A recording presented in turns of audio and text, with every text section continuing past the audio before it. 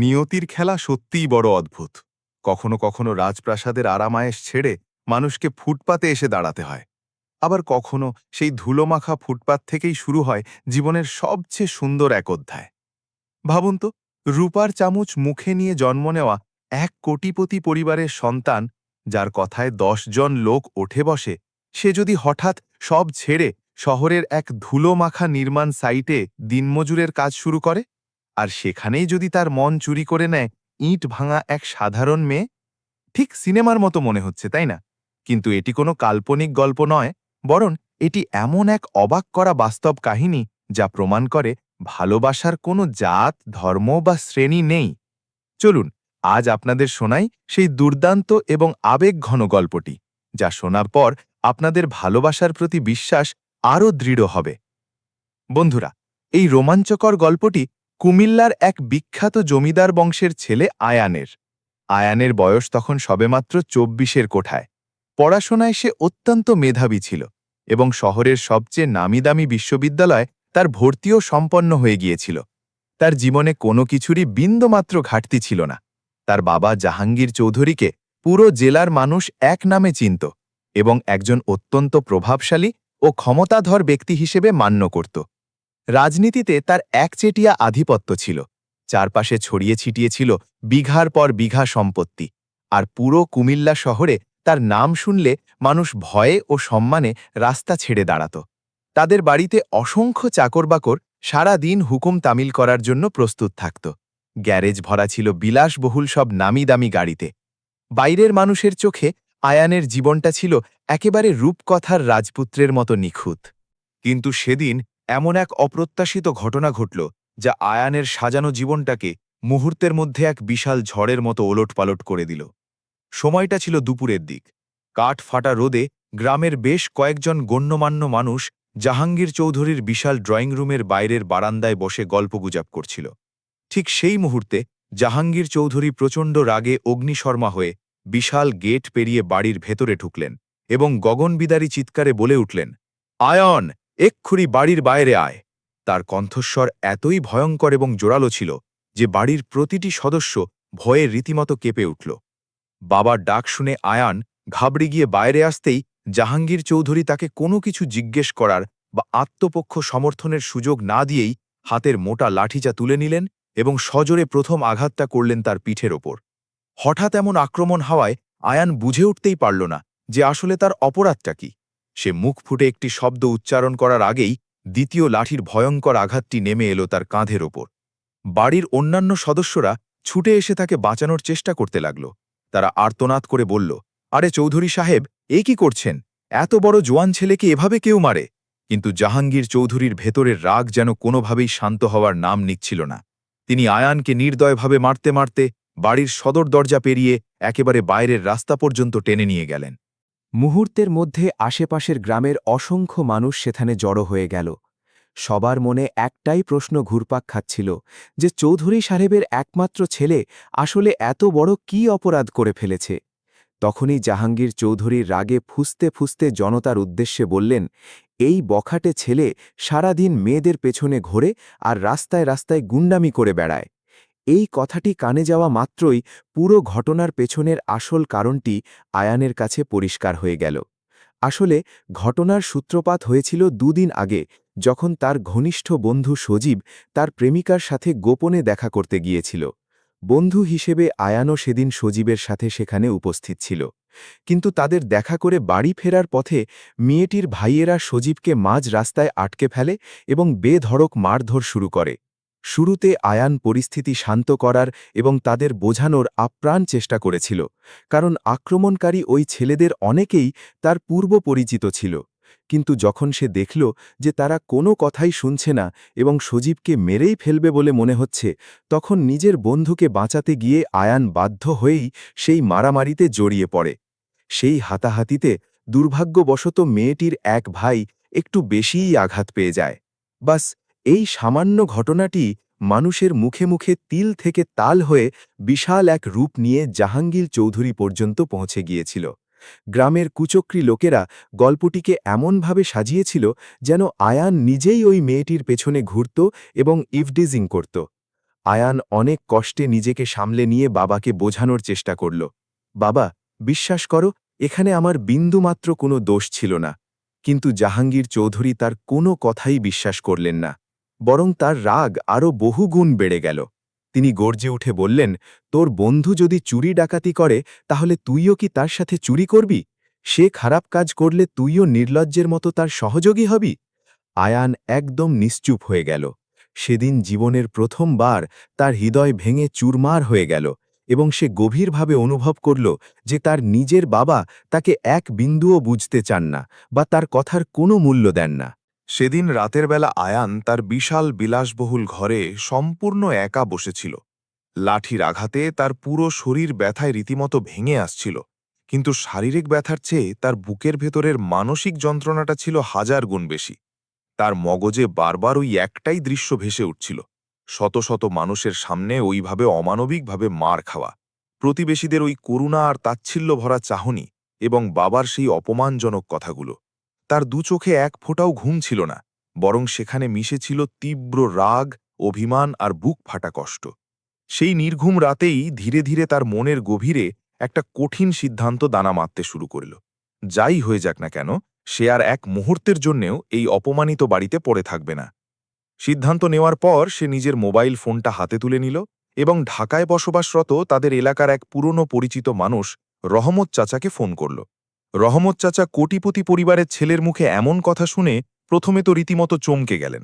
তারপর দ্বিধাগ্রস্ত কণ্ঠে বললেন, আয়ান বাবা, তুমি এখানে এই ধুলোবালির শহরে এসে কি করবে?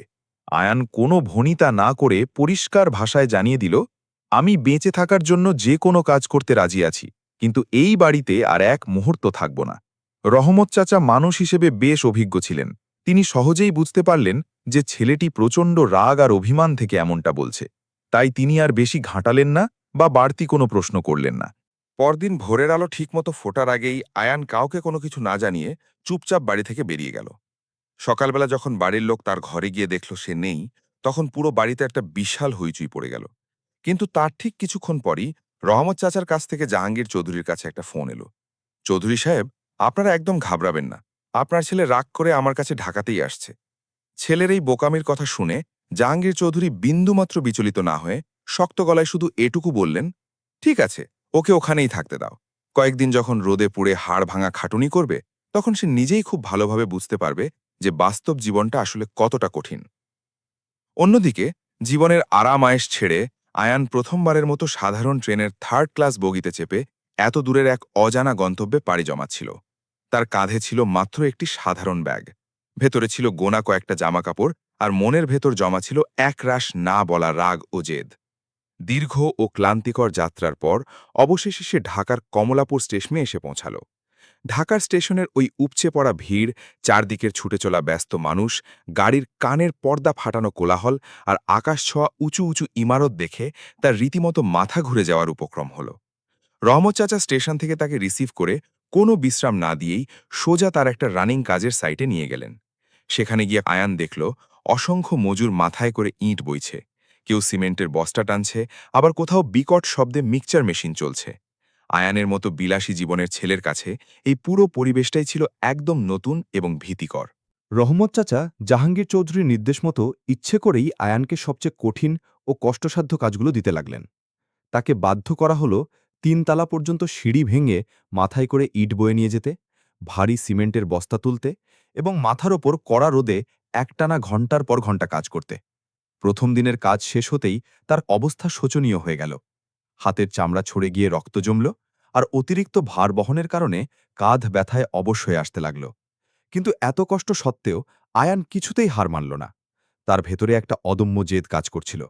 যেখান থেকে অপমানিত হয়ে বেরিয়ে এসেছে, সেখানে আর পরাজিত হয়ে ফিরে যাওয়া চলবে না। রাতের বেলা অন্য সাধারণ মজুররা যখন ফ্লোরে পাতলা গদি বিছিয়ে ঘুমোতে যেত, আয়ানও কোনো অভিযোগ না করে তাদের সাথেই শুয়ে পড়ত। জীবনের প্রথমবারের মতো সে কোনো নরম বিছানা এবং এসি ছাড়া ফ্যানের বাতাসে ঘুমাল। প্রথমবারের মতো সে ফুটপাথের সস্তা হোটেলের ডাল ভাত খেল, আর প্রথমবারের মতো সে নিজের হাড়ে হাড়ে বুঝতে পারল যে মাথার ঘাম পায়ে ফেলে উপার্জিত একটি টাকার মূল্য আসলে কতটা কঠিন হয়। টানা ৭ দিন ধরে সে দাঁতে দাঁত চেপে সেই অমানসিক পরিশ্রমের কাজ করতে থাকল, কিন্তু দিন যত এগোতে লাগল তার মনে ততই এই ধারণা স্পষ্ট হতে লাগল যে রহমত চাচা ইচ্ছে করেই তাকে দিয়ে অন্যদের চেয়ে বেশি খাটুনি করাচ্ছেন এবং পান থেকে চুন খসলেই ছোট ছোট কথায় তাকে সবার সামনে বকাবকি করে অপমান করছেন। একদিন আয়ান মনে মনে একটা শক্ত সিদ্ধান্ত নিয়ে ফেলল। পরদিন খুব সকালে সে রহমত চাচার সাইড থেকে কাউকে কিছু না বলেই বেরিয়ে পড়ল। এই বিশাল শহরে এখন তার নিজের বলতে বা থাকার মতো কোনো জায়গাই ছিল না। কিন্তু গত ৭ দিনে সে অন্তত এটুকু চিনে গিয়েছিল যে সাধারণ মজুরদের প্রতিদিনের কাজ কোথা থেকে পাওয়া যায়। সে খুব সকালে গিয়ে শহরের একটি পরিচিত লেবার মোড়ে গিয়ে সাধারণ খেটে খাওয়া মানুষদের সাথে গিয়ে দাঁড়াল। কিছুক্ষণ অপেক্ষা করার পর একজন নতুন ঠিকাদার সেখানে এলো এবং কাজ করানোর জন্য বেশ কয়েকজন মজুরকে নিজের সাথে নিয়ে গেল। আয়ানও কোনো উপায় না দেখে তাদের দলের সঙ্গেই নতুন গন্তব্যে চলে গেল। নতুন সেই বিশাল কনস্ট্রাকশন সাইটে পৌঁছাতেই হঠাৎ তার নজর আটকে গেল একটি মেয়ের দিকে।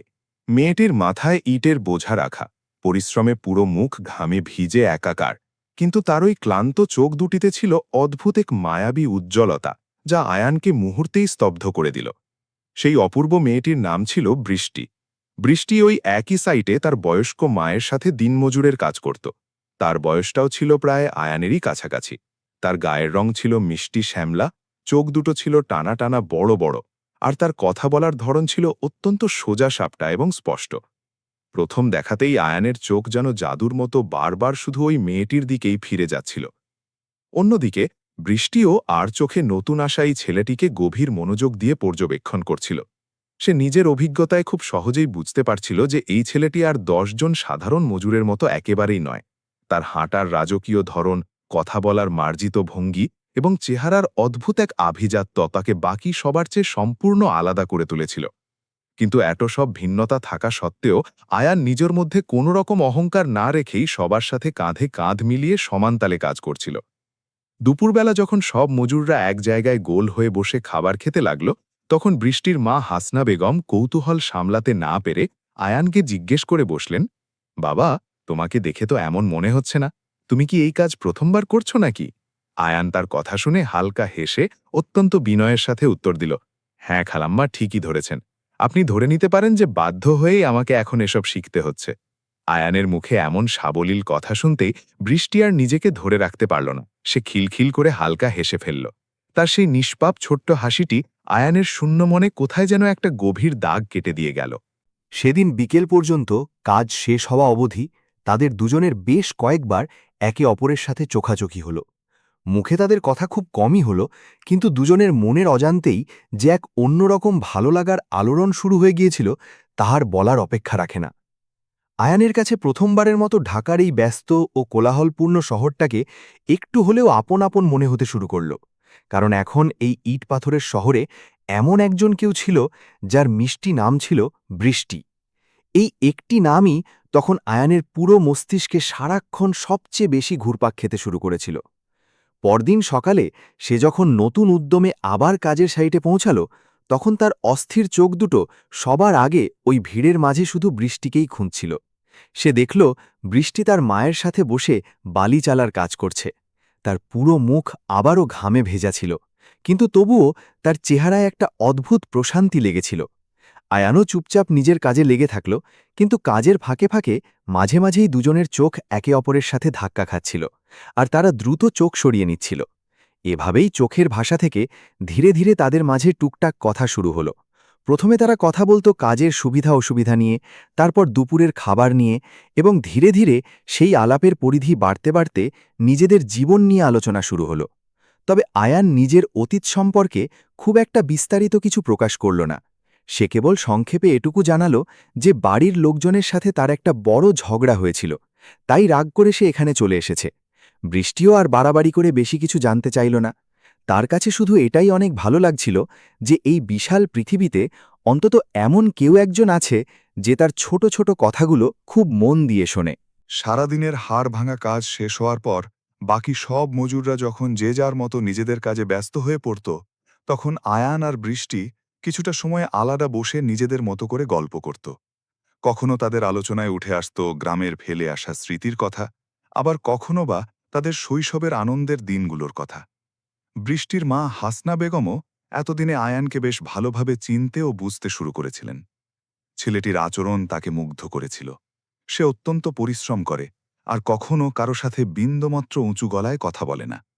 একদিন তিনি আয়ানের কাজ দেখে হাসতে হাসতে মজা করে বললেন, বাবা, তোমার কাজ দেখে তো মনে হচ্ছে ঢাকার এই শহর তোমাকে খুব তাড়াতাড়ি একদম পোড়া খাওয়া মজুর বানিয়ে ছাড়বে।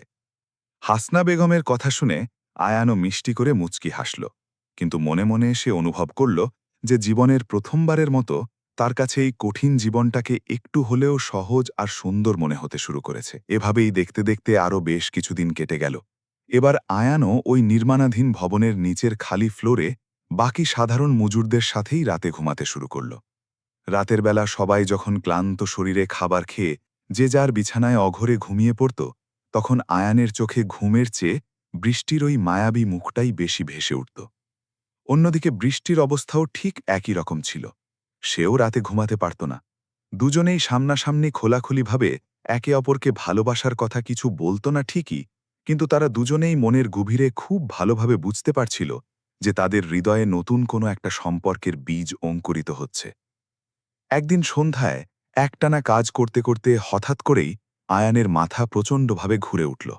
সে নিজের শরীরটাকে সামলানোর অনেক চেষ্টা করল, কিন্তু কয়েক সেকেন্ডের মধ্যেই চোখের সামনে সব অন্ধকার দেখে সে ভপাস করে মাটিতে লুটিয়ে পড়ল। মুহূর্তে সেখানে উপস্থিত মজুরদের মাঝে এক বিরাট হুলস্থুল পড়ে গেল। কেউ দৌড়ে এসে তার চোখে মুখে জলের ছিটে দিল, কেউ আবার তাকে ধরে তোলার আপ্রাণ চেষ্টা করল। আয়ানকে ওভাবে পড়ে যেতে দেখে বৃষ্টি রীতিমতো ঘাবড়ে গিয়ে আতঙ্কে কেঁপে উঠল। সে সব কিছু ফেলে সঙ্গে সঙ্গে দৌড়ে গিয়ে তার ঠিক পাশে বসে পড়ল। বেশ কিছুক্ষণ পর আয়ানের জ্ঞান ফিরে এলো ঠিকই, কিন্তু দেখা গেল তার পুরো শরীর জ্বরে যেন আক্ষরিক অর্থেই পুড়ে যাচ্ছে। বৃষ্টির মা হাসনা বেগম সাথে সাথে উদ্বিগ্ন হয়ে বললেন, ওকে তো এখানে খোলা জায়গায় এভাবে ফেলে রাখা কোনোভাবেই উচিত হবে না। নিচে সারা রাত এত মেশিনের আওয়াজ থাকবে, তাহলে ও সুস্থ হয়ে বিশ্রাম করবে কিভাবে? ঠিকাদারও তার কথায় সায় দিয়ে সম্মতি জানাল। এরপর বৃষ্টি আর তার মা হাসনা বেগম মিলে ধরাধরি করে আয়ানকে বস্তিতে তাদের নিজেদের ছোট্ট কুঁড়ে ঘরে নিয়ে এলো। তাদের সেই ঘরটা ছিল ভীষণ রকমের ছোট। একদম এক কোণায় ছিল মাটির উনুন, একপাশে পাতা ছিল একটা সাধারণ বিছানা, আর অন্যদিকে কিছু রান্নার বাসনপত্র গোছানো ছিল। কিন্তু অভাবের সেই ছোট্ট ঘরটায় একটা অদ্ভুত রকম আপন ও মায়াময় পরিবেশ ছিল।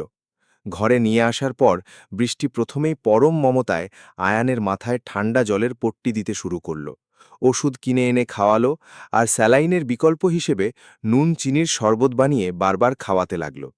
সেই রাতের অন্ধকারে জীবনে প্রথমবারের মতো কোনো অচেনা মানুষ আয়ানের এতটা আপনজনের মতো যত্ন নিল। পরদিন সকালে আয়ানের গায়ের জ্বর একটু কমলেও সন্ধ্যা ঘনিয়ে আসার সাথে সাথে তা আবার আগের মতোই তীব্রভাবে বেড়ে গেল। টানা দুদিন ধরে ঠিক এটাই চলতে থাকল। ওষুধ খাওয়ার পর কিছুক্ষণ শরীর ভালো থাকে, আর তারপরই আবার কাঁপুনি দিয়ে জ্বর আসে। এবার বৃষ্টি সত্যিই খুব ভয় পেতে শুরু করেছিল। সে সময় ঢাকা শহরে ডেঙ্গু জ্বরের এক ভয়াবহ প্রকোপ ছড়াচ্ছিল, এবং তাদের আশেপাশের অনেক মজুরি ইতিমধ্যেই এই জ্বরে আক্রান্ত হয়ে শয্যাশায়ী হয়ে পড়েছিল। তৃতীয় দিন সকালে বৃষ্টি আর কোনো দ্বিধা না করে পরিষ্কার জানিয়ে দিল, না, এভাবে আর ঘরে ফেলে রাখা চলবে না, ওকে এক্ষুনি হাসপাতালে নিয়ে যেতে হবে। আয়ান প্রথমে হাসপাতালে যেতে বারবার না করছিল, কিন্তু নিজের শরীরের দিন দিন অবনতি দেখে শেষ পর্যন্ত সে যেতে রাজি হল। পরদিন খুব সকালে বৃষ্টি তাকে ধরে ধরে ঢাকার একটি বড় সরকারি হাসপাতালে নিয়ে গেল। সেখানে দীর্ঘ লাইনে দাঁড়িয়ে ডাক্তার দেখানোর পর অনেকগুলো টেস্ট হলো, এবং রিপোর্ট আসার পর ডাক্তার গম্ভীর মুখে জানালেন যে তার মারাত্মক ডেঙ্গু হয়েছে এবং তাকে এখনই হাসপাতালে ভর্তি করতে হবে। ডাক্তারের মুখে এই কথা শুনতেই ভয়ে বৃষ্টির মুখ একদম ফ্যাকাশে হয়ে গেল। আয়ানও কিছুক্ষণের জন্য ঘাবড়ে গেল। সরকারি ওই হাসপাতালের পুরো পরিবেশটাই ছিল অত্যন্ত হৃদয় বিদারক। কোথাও কেউ যন্ত্রণায় কাঁদছিল, কেউ বা চিকিৎসার জন্য চিৎকার করছিল, আবার অনেক রোগীর অবস্থা ছিল মুমূর্ষু।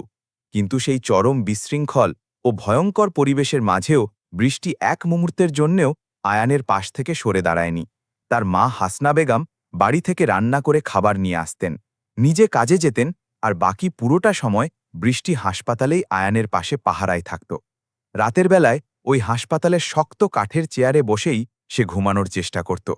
আয়ান যখনই চোখ মেলে তাকাত, সবার প্রথমে সে তার শিয়রে বৃষ্টিকেই বসে থাকতে দেখত। বৃষ্টিকে এভাবে নিজের জন্য কষ্ট করতে দেখে ধীরে ধীরে তার মনে এমন এক গভীর ভালোবাসার অনুভূতি তৈরি হতে লাগল, যা সে আগে কখনো কল্পনাও করতে পারেনি। টানা 3 দিন পর আয়ানের শারীরিক অবস্থা কিছুটা উন্নতির দিকে গেল। ডাক্তার এসে পরীক্ষা করে বললেন যে এখন বিপদের আশঙ্কা অনেকটাই কমেছে। সেদিন সন্ধ্যায় বৃষ্টি বসে বসে এমনি আয়ানের মোবাইল ফোনটা নেড়েচেড়ে দেখছিল, আর ফোনের লক কোনো কারণে খোলাই ছিল। সে মনের কৌতূহলে গ্যালারি খুলতেই তার চোখ বিস্ময়ে ছানা বড়া হয়ে গেল। সে দেখল ছবিতে কখনো আয়ান কোটি টাকার বিলাসবহুল গাড়ির পাশে দাঁড়িয়ে আছে, কখনো কোনো 5 স্টার হোটেলে খাচ্ছে, কখনো তার বন্ধুদের সাথে কোনো দামি ক্লাবে পার্টি করছে, আবার কোথাও পেছনে তার বিশাল প্রাসাদতুল্য বাড়িটা পরিষ্কার দেখা যাচ্ছে। একটা পুরনো ছবিতে সে স্কুলের ইউনিফর্ম পরেছিল, আর পেছনে দেশের অন্যতম সেরা একটি ইংরেজি মাধ্যম স্কুল দেখা যাচ্ছিল। বৃষ্টি অবাক বিস্ময়ে একটার পর একটা ছবি দেখছিল, আর তার মুখের রং ক্রমাগত ফ্যাকাশে হতে শুরু করেছিল। সবশেষে সে ভয়ে ভয়ে মোবাইলটা বন্ধ করে দিল এবং আয়ানের দিকে তাকিয়ে ধীর কিন্তু কাঁপা কাঁপা গলায় জিজ্ঞেস করল, তুমি আসলে কে? তোমার আসল পরিচয় কি? আয়ান এই প্রশ্ন শুনে কিছুক্ষণ একদম চুপচাপ শুয়ে থাকল। তারপর সে বুঝতে পারল যে এখন আর লুকোনোর কিছু নেই। তাই সে শুরু থেকে পুরো সত্যিটা বলে দিল। নিজের বিশাল বাড়ির কথা, প্রতাপশালী বাবার কথা, কুমিল্লার জমিদারি প্রথার কথা, আর বাড়ি ছেড়ে পালিয়ে আসার আসল কারণটি সম্পর্কে। সবকিছু শোনার পর বৃষ্টি যেন পাথরের মতো একদম শান্ত ও স্তব্ধ হয়ে গেল। তার কাছে এমন মনে হতে লাগল যেন সে এতক্ষণ ধরে কোনো একটা ঘোরের মধ্যে বা স্বপ্নে বেঁচেছিল। যে সাধারণ ছেলেটিকে সে এতদিন নিজের মতো একজন গরিব দিনমজুর ভাবছিল, সে তো আসলে এক কোটিপতি জমিদারের আদরের ছেলে বেরোল। সেই রাতে বৃষ্টি আর কোনো কথা না বলে অনেকক্ষণ চুপ করে বসে থাকল। তার মনের ভেতর হারানোর একটা ভয় কাজ করছিল, আবার সেই সাথে বুকের ভেতর তৈরি হচ্ছিল এক অজানা তীব্র কষ্ট। সে জীবনের প্রথমবার খুব গভীরভাবে অনুভব করল যে তাদের দুজনের এই আকাশ-পাতাল দূরত্বের সম্পর্কটা সম্ভবত এতটাও সহজ নয়। অন্যদিকে আয়ানের কাছে এখন বৃষ্টির এই নীরবতা এক দমবন্ধ করা অস্বস্তির কারণ হয়ে উঠছিল। সে বারবার উৎকণ্ঠা নিয়ে জিজ্ঞেস করল, বৃষ্টি, কি হয়েছে তোমার? কথা বলছো না কেন? কিন্তু বৃষ্টি প্রতিবারই দীর্ঘশ্বাস ফেলে শুধু এটাই বলত, না, কিছু না। যদিও বাইরের দিক থেকে সে শান্ত ছিল, কিন্তু তার মাথার ভেতর তখন অনেক চিন্তার ঝড় বইছিল। তার সবচেয়ে বড় ভয় ছিল যে যদি আয়ানের হঠাৎ করে বড় কোনো শারীরিক ক্ষতি হয়ে যায়। এত বড় বংশের ছেলে এখানে সরকারি হাসপাতালের নোংরা ফ্লোরে পড়ে আছে, আর তার বাড়ির লোকেরা কিছুই জানে না। এটা ভেবে তার বিবেক দংশন করছিল। অবশেষে অনেক ভেবেচিন্তে গভীর রাতে সে একটা অত্যন্ত সাহসী কিন্তু ঝুঁকিপূর্ণ সিদ্ধান্ত নিল। সে চুপি চুপি আয়ানের মোবাইলটা হাতে তুলে নিল এবং তাতে সেভ করা ফোন নম্বরগুলো খুঁজতে লাগল। কিছুক্ষণ খোঁজার পর সে মা নামে সেভ করা একটা নম্বর পেল। ভয়ে তার হাত কাঁপছিল, বুক ধড়ফড় করছিল, কিন্তু তবুও সে সাহস করে ওই নম্বরে কল করে দিল। ওপাশ থেকে একজন সম্ভ্রান্ত মহিলার উদ্বিগ্ন গলা ভেসে এলো, হ্যালো, কে বলছেন? বৃষ্টি কয়েক সেকেন্ডের জন্য কথা হারিয়ে ফেলল। তারপর নিজেকে সামলে নিয়ে ধীরে ধীরে আয়ানের অসুস্থতার পুরো কথাটা তাকে বলে দিল। তার মুখে ছেলের এই অবস্থার কথা শুনতেই ফোনের অন্য প্রান্তে যেন একটা ভয়ঙ্কর নিস্তব্ধতা নেমে এলো। আর এই সামান্য নিস্তব্ধতাই যে আগামী কয়েক ঘন্টার মধ্যে আয়ানের জীবনে এক প্রলয়ঙ্করী ঝড় নিয়ে আসতে চলেছে, তা তারা কেউ কল্পনাও করতে পারেনি। এমনকি বৃষ্টির নিজেরও বিন্দু বিসর্গ অজানা ছিল না যে তার করাই একটা ফোনের কারণে তাদের দুজনের জীবনের মোড় এতটা দ্রুত এবং ভয়ঙ্করভাবে বদলে যাবে। অন্যদিকে ছেলের ডেঙ্গুতে আক্রান্ত হয়ে সরকারি হাসপাতালে পড়ে থাকার খবর শুনে আয়ানের মা রেহানা বেগমের হাত পা ভয়ে কাঁপতে শুরু করেছিল। তিনি আর এক মুহূর্ত দেরি না করে সাথে সাথে ছুটে গিয়ে তার স্বামী জাহাঙ্গীর চৌধুরীকে সব কথা বিস্তারিত জানিয়ে দিলেন। প্রথমে তো জাহাঙ্গীর চৌধুরী কোনোভাবেই বিশ্বাসই করতে পারছিলেন না যে তার রাজপুত্রের মতো ছেলে ঢাকার কোনো এক অপরিষ্কার সরকারি হাসপাতালে দিনমজুরদের সাথে ভর্তি আছে। কিন্তু যখন তিনি পুরো ঘটনাটার সত্যতা বুঝতে পারলেন, তিনি তৎক্ষণাৎ তার মোবাইল বের করে চেনা পরিচিত সব ক্ষমতাবান লোকদের ফোন করতে শুরু করে দিলেন। ঢাকা শহরে তার অসংখ্য মন্ত্রী ও বড় বড় আমলাদের সাথে ওঠা বসা ছিল। তার একটা ফোনের নির্দেশেই কিছুক্ষণের মধ্যে বেশ কয়েকজন প্রভাবশালী ব্যক্তি ওই সরকারি হাসপাতালে পৌঁছে গেল। পরদিন খুব সকালেই জাহাঙ্গীর চৌধুরী নিজে প্রথম ফ্লাইট ধরে ঢাকা এসে পৌঁছলেন। কিছুক্ষণ পর সরকারি ওই হাসপাতালের জীর্ণ গেটের বাইরে সারি সারি দামি বড় বড় বিলাসবহুল গাড়ি থামতে শুরু করল। স্যুট বুট পরা বডিগার্ড ও ক্ষমতাশালী লোকেরা একে একে ভেতরে প্রবেশ করতে লাগল। গরিব মজুরদের জন্য তৈরি এই ছোট ও সাধারণ হাসপাতালটা হঠাৎ করে এত ভিআইপি ও বড় মানুষের আগমনে পুরো এলাকায় এক বিশাল আলোচনার কেন্দ্রবিন্দুতে পরিণত হয়েছিল। বৃষ্টি একটা কোনায় বাইরে দাঁড়িয়ে ভীত চোখে এই পুরো দৃশ্যটা দেখছিল। এত বড় মানুষদের দেখে তার মুখে যে একটা স্পষ্ট ঘাবড়ে যাওয়ার ছাপ ফুটে উঠেছিল তা সহজেই বোঝা যাচ্ছিল। কিছুক্ষণ পর জাহাঙ্গীর চৌধুরী দলবল নিয়ে ভেতরে ওয়ার্ডে পৌঁছলেন। তিনি যেমনই রুগ্ন ও দুর্বল আয়ানকে বিছানায় পড়ে থাকতে দেখলেন, তার বাবার মন কেঁদে উঠল এবং চোখ দুটো সাথে সাথে জলে ভরে উঠল। ছেলের প্রতি এতদিনের জমে থাকা সমস্ত রাগ সেই এক মুহূর্তেই কোথায় যেন জাদুর মতো উধাও হয়ে গেল। তিনি বিন্দুমাত্র দেরি না করে সাথে সাথে হাসপাতালের বড় ডাক্তারদের সাথে কথা বললেন এবং কড়া নির্দেশ দিলেন যে আয়ানকে এখনই ঢাকার সবচেয়ে দামি ও বড় প্রাইভেট হাসপাতালে স্থানান্তর করতে হবে। তার সাথে সেখানে উপস্থিত অন্য প্রভাবশালী লোকেরাও ডাক্তারদের এটাই বলতে লাগল যে চৌধুরী সাহেবের ছেলেকে নিয়ে এখানে সামান্যতম ঝুঁকি নেওয়ারও কোনো দরকার নেই। আয়ান অবাক হয়ে কিছু একটা বলার বা প্রতিবাদ করার সুযোগ পাওয়ার আগেই তাকে শিফট করার সব ধরনের প্রস্তুতি সম্পন্ন হয়ে গিয়েছিল। যখন আয়ানকে একটা দামি স্ট্রেচারে করে বাইরে অ্যাম্বুলেন্সের দিকে আনা হলো, তখন বৃষ্টিও কান্না ভেজা চোখে তার সাথে সাথে হাঁটতে লাগল। কিন্তু ঠিক তখনই জাহাঙ্গীর চৌধুরী একটা কঠিন দৃষ্টিতে তাকিয়ে তাকে মাঝ রাস্তায় থামিয়ে দিলেন। তিনি তার পকেট থেকে মোটা অঙ্কের কিছু টাকার বান্ডিল বের করলেন এবং অত্যন্ত তাচ্ছিল্যের সাথে বৃষ্টির দিকে এগিয়ে দিয়ে বললেন, শোনো মা, তুমি আমার ছেলের অনেক সাহায্য করেছ, এর জন্য তোমাকে অসংখ্য ধন্যবাদ। কিন্তু এখন তার পরিবার মানে আমরা এসে গেছি, তাই বাকি চিকিৎসা ও দেখাশোনাটা আমরাই সামলে নেব। তোমার আর এখানে থাকার কোনো প্রয়োজন নেই। কথাগুলো শুনে বৃষ্টি ওখানেই থমকে দাঁড়িয়ে গেল।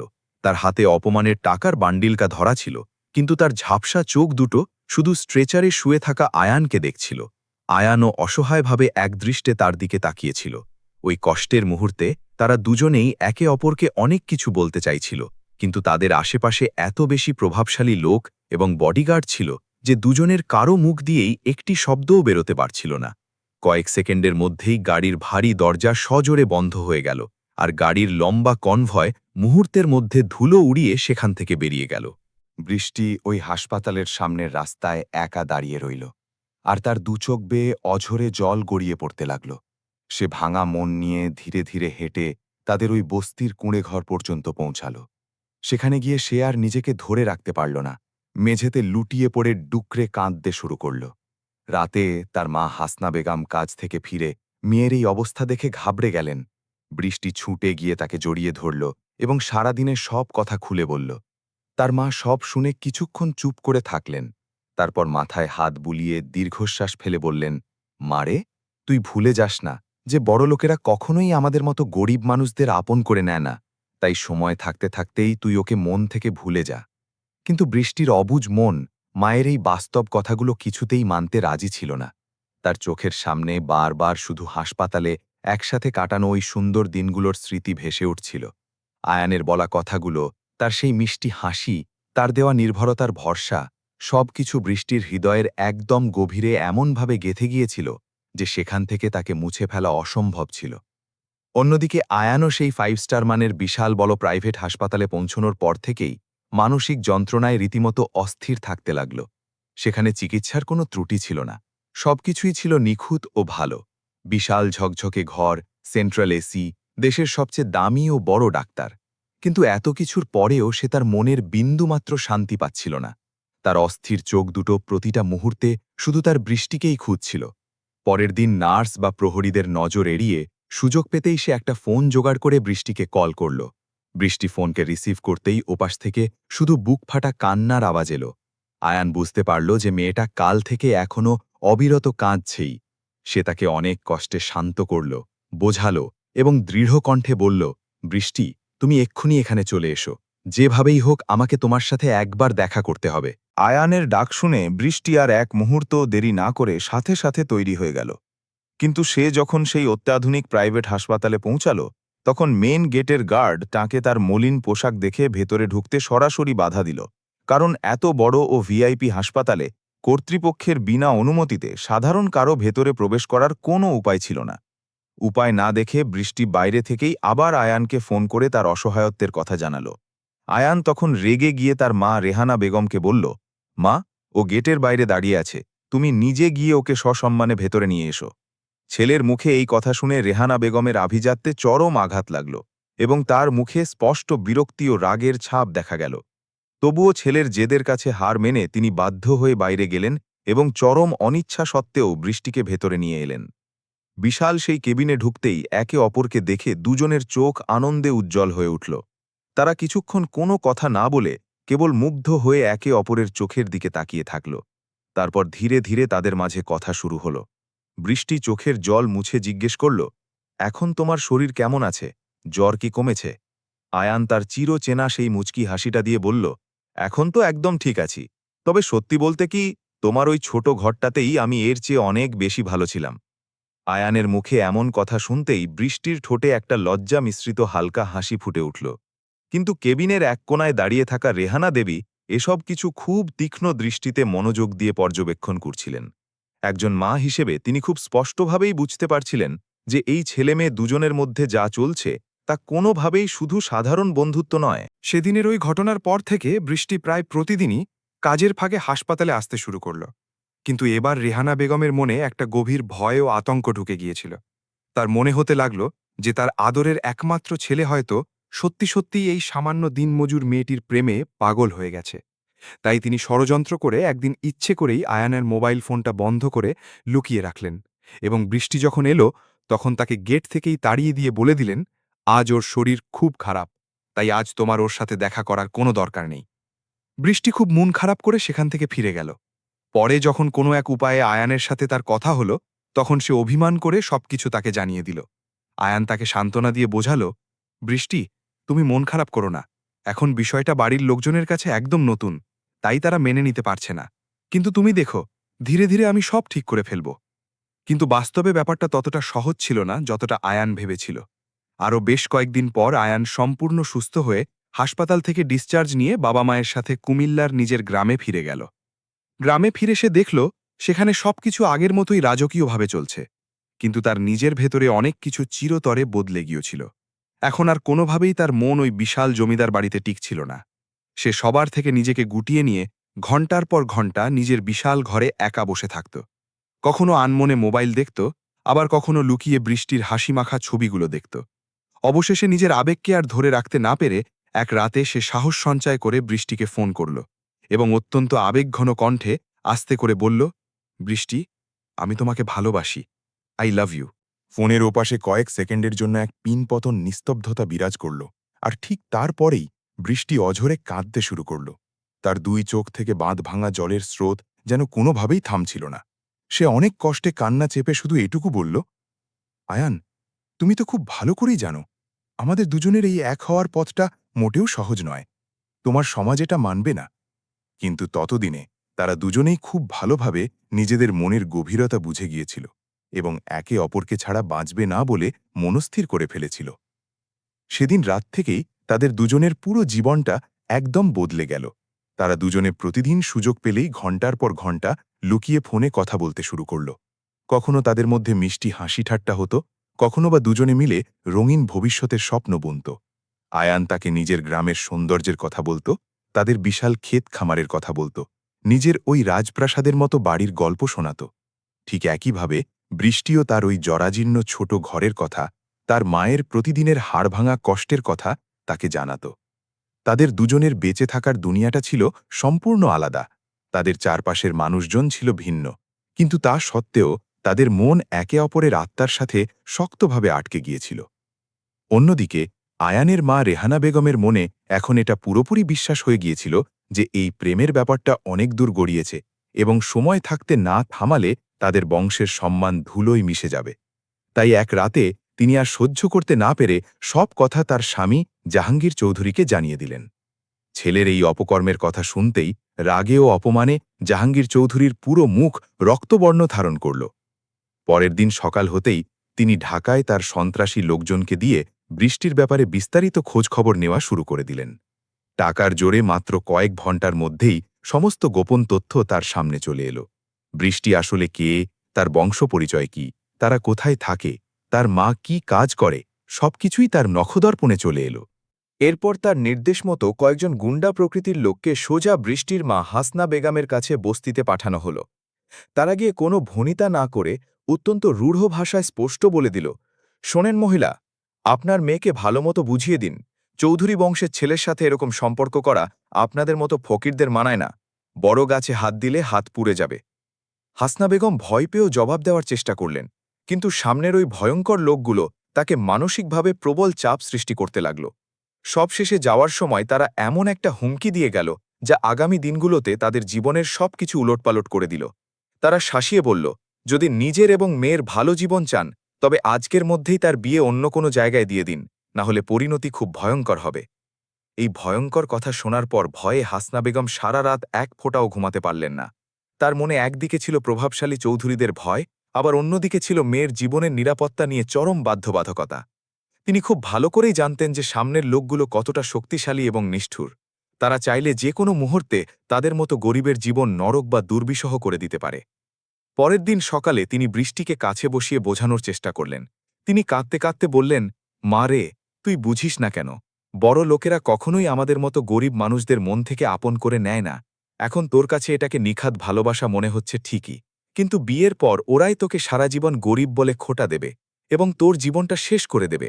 কিন্তু বৃষ্টি মায়ের কথায় সোজা দ্বিমত পোষণ করে না করে দিল। সে দৃঢ় কণ্ঠে বলল, মা, যাই হয়ে যাক না কেন, আমি আয়ান ছাড়া আর কাউকে কোনোদিন বিয়ে করব না। কিন্তু তার মা যখন তাকে জাহাঙ্গীর চৌধুরীর দেওয়া ওই ভয়ঙ্কর হুমকির কথা জানালেন, তখন বৃষ্টি ভেতর থেকে ভয়ে রীতিমতো কেঁপে উঠল। সেদিন সন্ধ্যায় সে কাঁদতে কাঁদতে ফোন করে আয়ানকে সব ঘটনা জানিয়ে দিল। নিজের বাবার এই অমানবিক কাজের কথা শুনতেই আয়ানের মাথায় রক্ত উঠে গেল এবং রাগে সে ফেটে পড়ল। তার সবচেয়ে বেশি কষ্ট আর গ্লানি এই কথার জন্য হচ্ছিল যে তার নিজের জন্মদাতা বাবা মাই আজ তার পবিত্র ভালোবাসাকে নির্মমভাবে শেষ করার ষড়যন্ত্র করছে। কিছুক্ষণ রাগে ফুঁসতে ফুঁসতে চুপ থাকার পর সে স্থির কণ্ঠে বলল, বৃষ্টি, এখন আমাদের সামনে একটাই রাস্তা বাকি আছে। তুমি সব ছেড়ে এক্ষুনি আমার কাছে চলে এসো। প্রস্তাবটা শুনে বৃষ্টি ভয় পেয়ে গেল। সে কাঁপা কাঁপা গলায় জিজ্ঞেস করল, কিন্তু আয়ান, যদি তোমার বাড়ির লোকেরা শেষ পর্যন্ত আমাদের সম্পর্কটা মেনে না নেয়, তখন আমাদের কি হবে?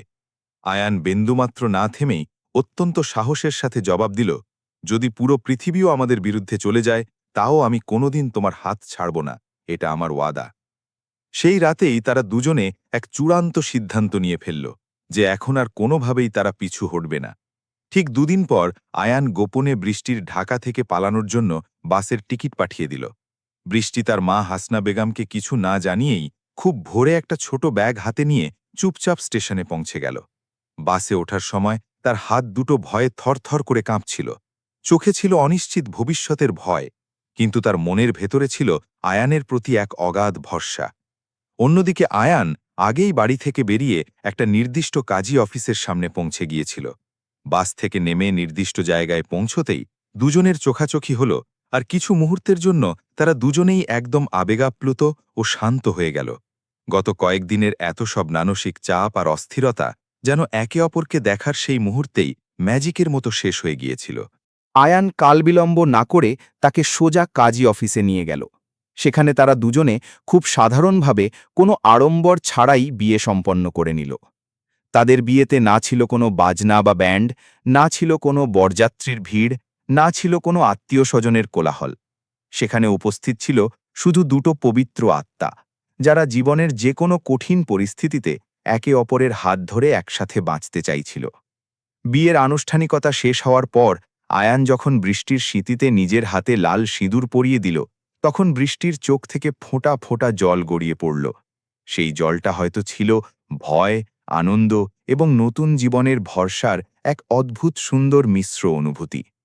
বিয়ে শেষ হতেই আয়ান বৃষ্টির হাত ধরে বলল, এবার আমরা সোজা কুমিল্লায় আমার বাড়িতে যাব। কথাটা শুনেই বৃষ্টি ঘাবড়ে গিয়ে বড় বড় চোখে তার দিকে তাকাল। কিন্তু এবার আয়ান সব কিছুর মুখোমুখি হওয়ার জন্য পুরোপুরি তৈরি ছিল।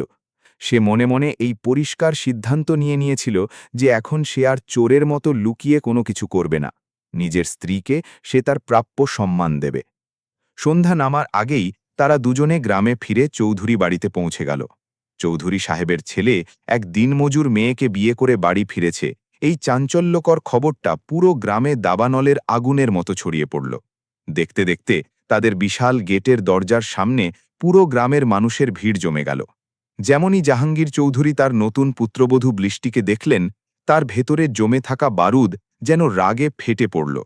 তিনি সবার সামনে গগনবিদারী চিৎকার করে বললেন, আয়ান, এসব কি তামাশা শুরু করেছিস তুই?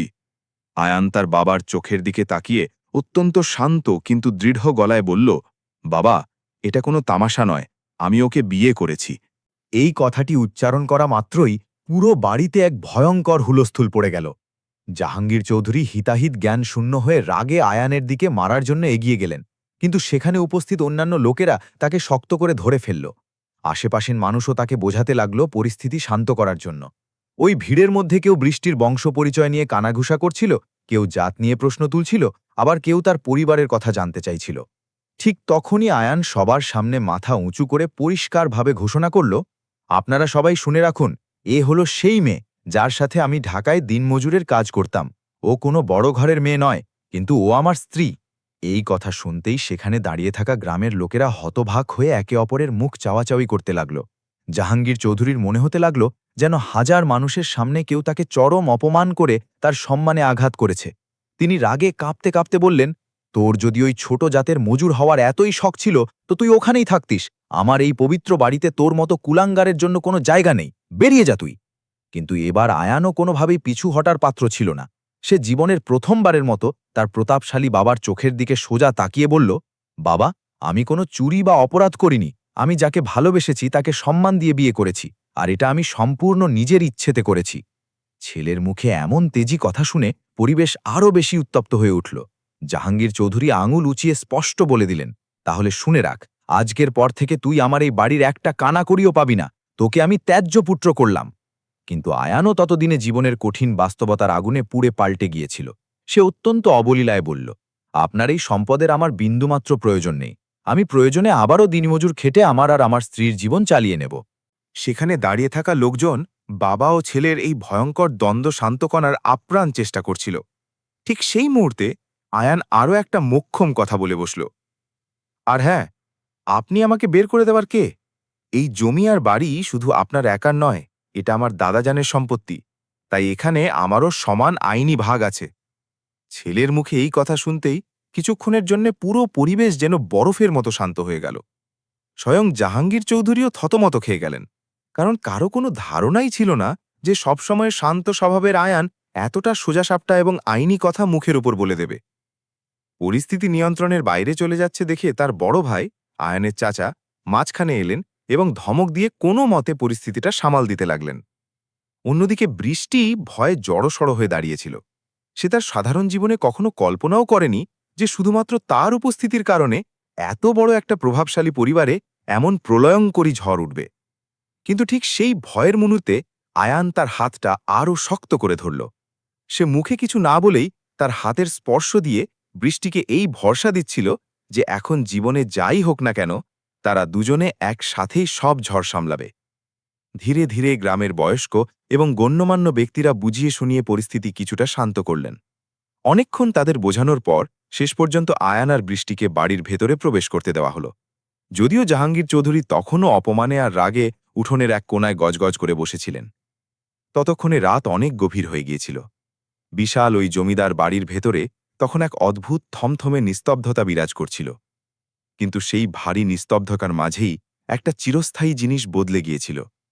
সাধারণ দিনমজুর বৃষ্টি এখন আনুষ্ঠানিকভাবে ওই বিখ্যাত চৌধুরী বাড়ির বউ হয়ে গিয়েছিল। শুরুতে রেহানা দেবী ছেলের এই কাজে প্রচণ্ড রেগেছিলেন, কিন্তু যখন তিনি বৃষ্টিকে খুব কাছ থেকে দেখলেন তখন তার মাতৃত্বের মন একটু একটু করে নরম হতে লাগল। তিনি দেখলেন বৃষ্টি অত্যন্ত শান্ত, ভদ্র এবং বিনয়ী স্বভাবের একটি মেয়ে। তার চেহারায় বা আচরণে কোনো বিন্দুমাত্র অহংকার বা উগ্রতা নেই।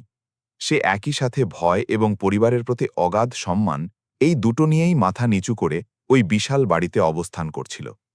অন্যদিকে জাহাঙ্গীর চৌধুরী গভীর রাত পর্যন্ত একা একা উঠোনে বসে আকাশ পাতাল ভাবছিলেন।